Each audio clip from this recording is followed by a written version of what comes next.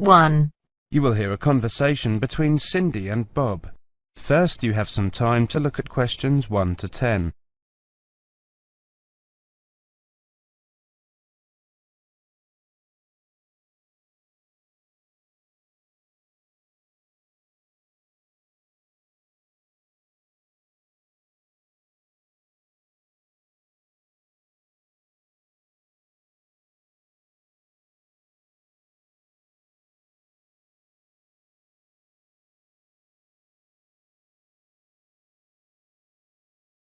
Now listen carefully and answer questions 1 to 10. So, Bob, how many people have said that they're coming on the company picnic? Well, Cindy, we've got 35 definite and another 10 probable. Shall we say 50? I think so. And we've fixed the date for... The 26th, the last Sunday in August. Great. I hope the weather's good. Should be. Now, we have to decide where to order the food from and what kind of things we want. Right. What's our budget? We've decided to go for £10 a head for food and £5 a head for drinks. OK, I got some pamphlets from caterers. What do you think? The most important thing is to make sure that there's a variety of food. We don't want people complaining that they don't like anything. We also don't want food that could deteriorate in the sun. Ice cream, that kind of thing. You've seen these pamphlets. Before you listen to the rest of the conversation, you have 30 seconds to read questions.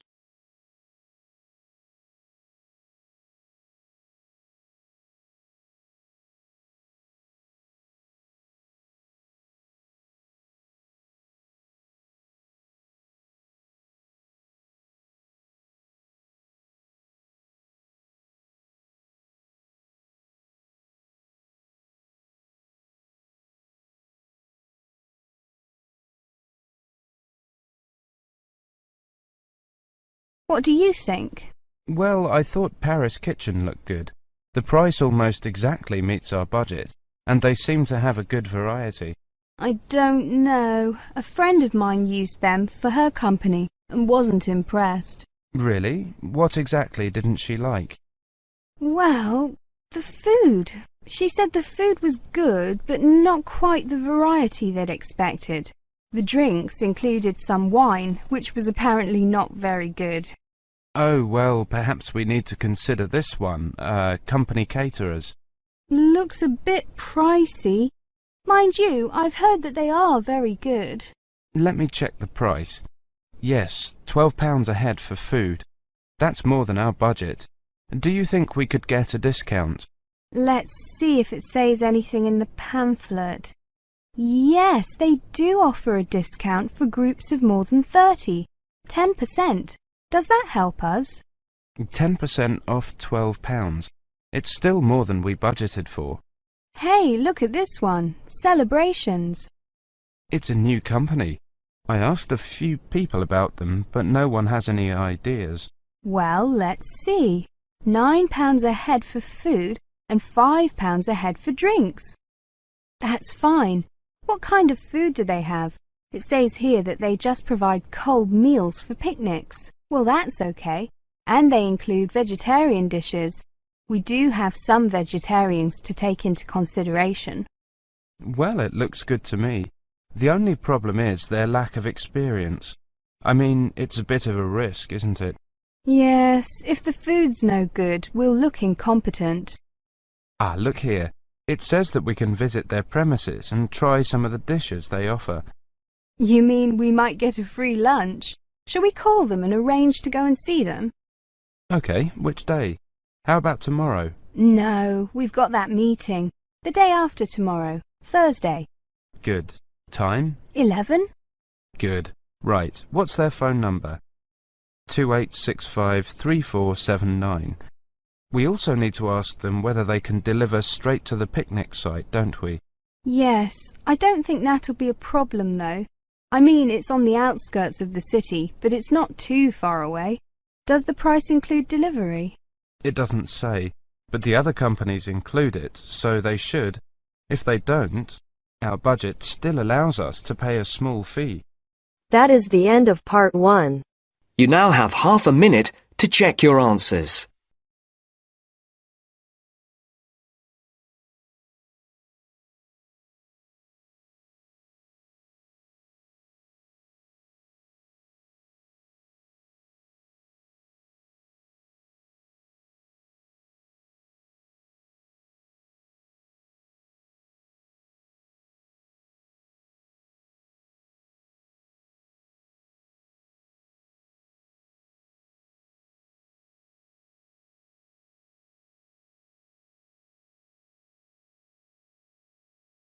Now turns to Part 2.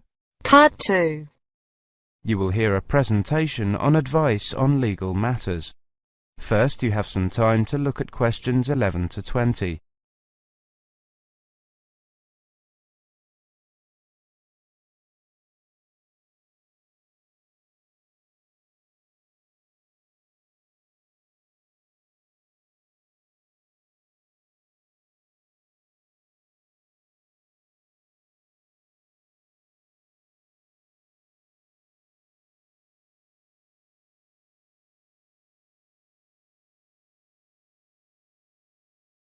Now listen carefully and answer questions 11 to 20. Good afternoon, everybody. My name is Sally Miller, and I'm here to offer you some advice on legal matters whilst you are studying at this university. Happily, most international students complete their courses without running into any serious legal problems. But if you do find yourself involved in a legal dispute of any kind, ask for help. There are two options.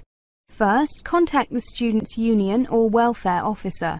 Even if they cannot help you directly, they should be able to advise you where to go for help. The second possibility is to contact the Citizens Advice Bureau in your area. You can find them in the local telephone directory. They will be able to recommend a solicitor if you need one, and tell you if there is a local law centre providing free legal advice. They will also be able to tell you whether you can claim legal aid to help pay for any court and legal fees. Let me give you some basic information about the police. The police have the power to stop and search anyone who appears to be behaving in a suspicious manner. If you are arrested for any reason, even if you know it to be a wrong reason, remember a few very important things. 1. Don't be aggressive. 2. Do not try to bribe the police officer. 3. If you are arrested by plainclothes police officers, ask to see some form of identification. 4. Give your true name and address if the officer asks you to. Lying to the police is a criminal offence. 5. Do not sign any statement until you have received advice from a solicitor. There is always a solicitor on duty at every police station. 6. You will be entitled to make one telephone call. If you use this call to telephone a friend, urge your friend to contact someone from your university or from the Students' Union and get advice about what you should do next. Before you listen to the rest of the conversation, you have 30 seconds to read questions.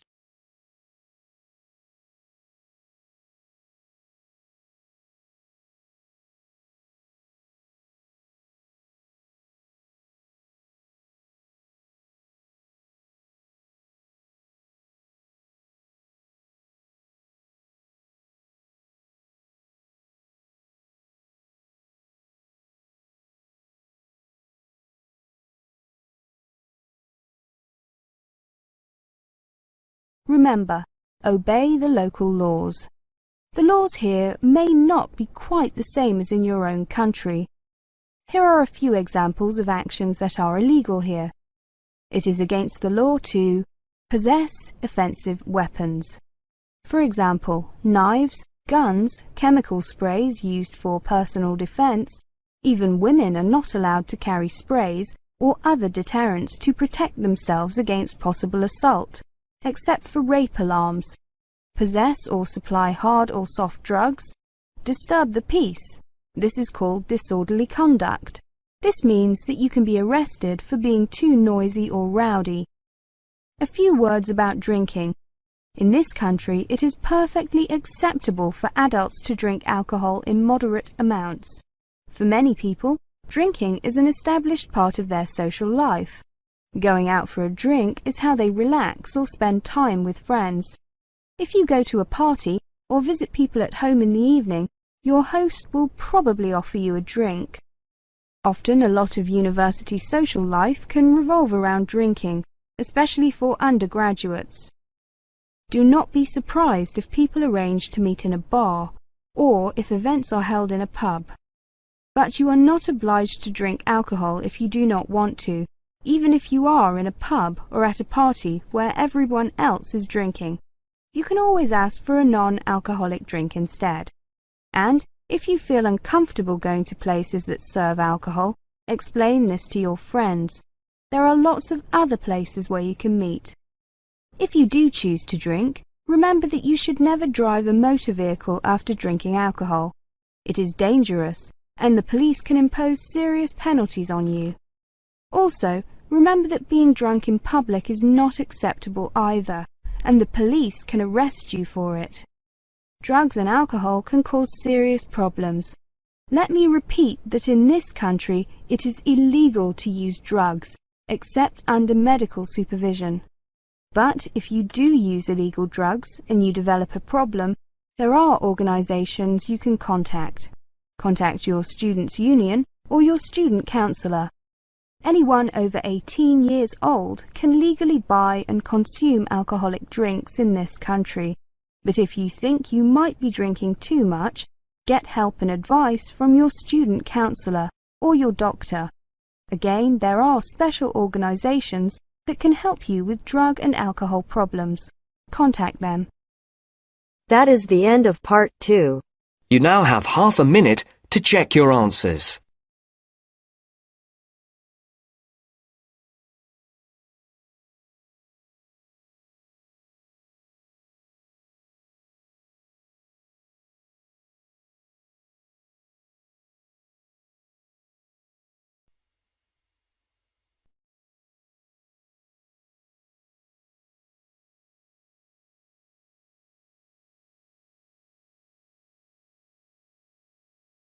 Now turns to part 3.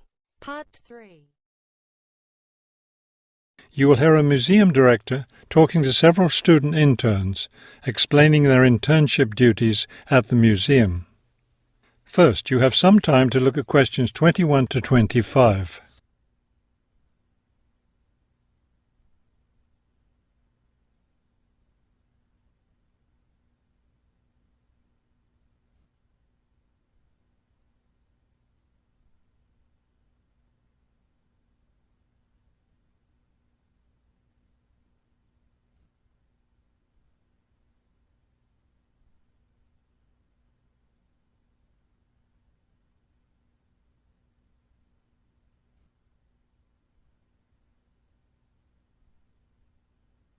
As you listen to the first part of the conversation, answer questions 21 to 25. Welcome to the City Museum of Art. I'm Dr. Shirley Johnson, the director of the museum's internship program. Today, I'll be giving you an orientation to the museum and our museum administrator's internship program. Will we get a chance to tour the museum today? Yes, we'll start right now with a tour of the building. We'll skip the basement. Most of that part of the building is devoted to art conservation, which won't be part of your internship. Let's begin here on the ground floor with the museum offices. I guess this is where we'll be spending most of our time, helping with the office work. You'll spend some time working in here so you can learn what the administrative duties involve. But you'll also get a chance to experience all aspects of museum work. This room in here is the Museum Tours office. I'm interested in that. I'd really like to help out with the tours. That's great, because you'll all have a chance to lead some tours, and maybe even to develop a tour of your own, too. Let's go up to the second floor now. This is the boardroom in here, isn't it? Will we get to go to board meetings? Only members of the board of directors attend those. Now, back here behind the galleries are the classrooms. You're all welcome to attend any class you want at no charge. But we won't be teaching any, will we? No, the staff of the education department is responsible for that. Let's move up to the third floor now and the research department. Each of you will spend some time working in here. Great. I'd like to help with the research. We're working on some very interesting research projects right now. Also, as an extension of your research work, you'll probably contribute to some of the museum's brochures. I'm looking forward to that. I like writing about art. Another thing I've been hoping to be able to do is meet some artists. You're in luck then. We've planned a reception for the first day of your internship, and you'll have the chance to meet several local artists then. Before you hear the rest of the conversation, you have some time to look at questions 26 to 30.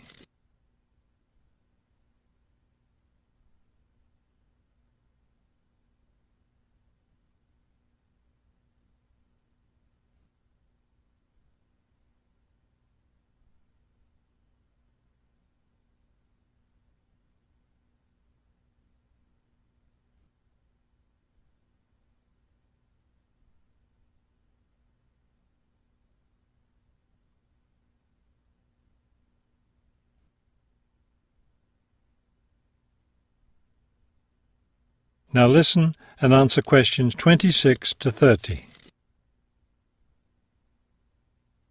Could you give us a little background of the museum? I mean, when it was built and some information about the collections and things like that? Of course. The main part of the museum was built in 1895 with a combination of public and private funds. The new wing was built 60 years later with a donation from the Rhinebeck family. That part of the museum was built for the modern art collection, wasn't it? Yes, it was. In the main part of the museum, we have a gallery devoted to works by local artists, our sculpture collection, and a small collection of classical European art. You mentioned classes earlier. What kinds of classes does the museum offer? In our adult education program, we offer a series of art history classes, and for children, we have a program of arts and crafts workshops. You can get a brochure from the office that will give you more information. I saw a lot of chairs set up in the main hall. What are those for?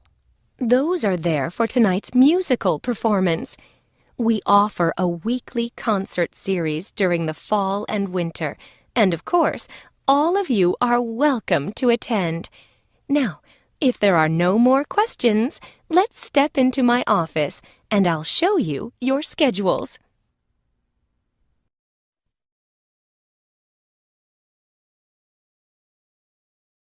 That is the end of part 3. You now have half a minute to check your answers.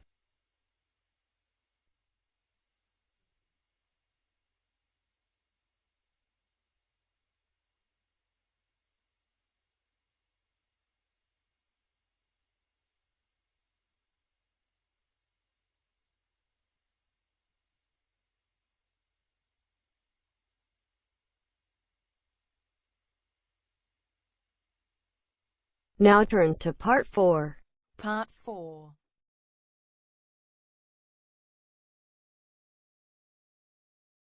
You will hear a lecture about the history of the tomato. First, you have some time to look at questions 31 to 35.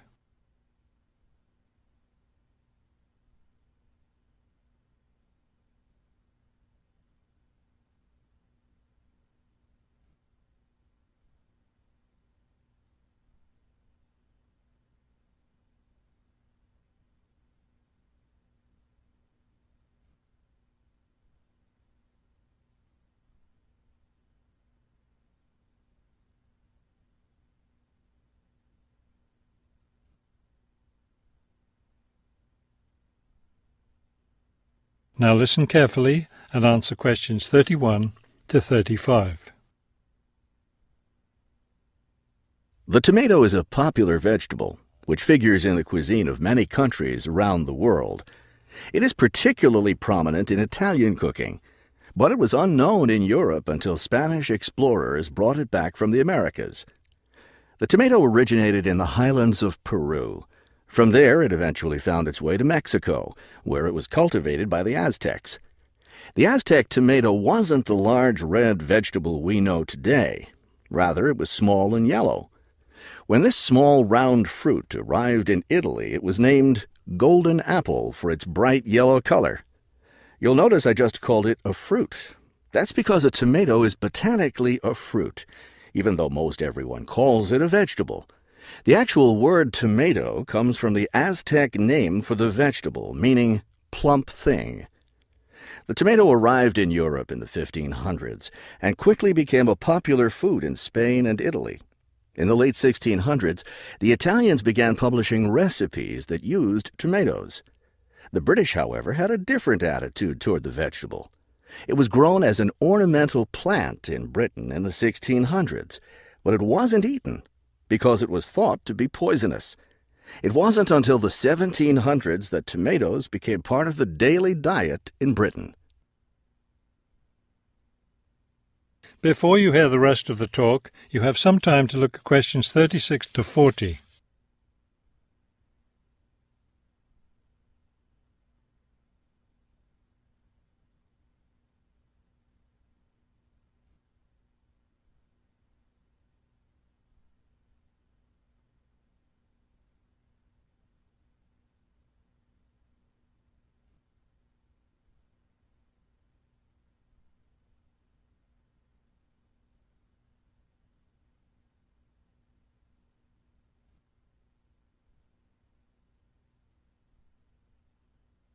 Now listen carefully and answer questions 36 to 40.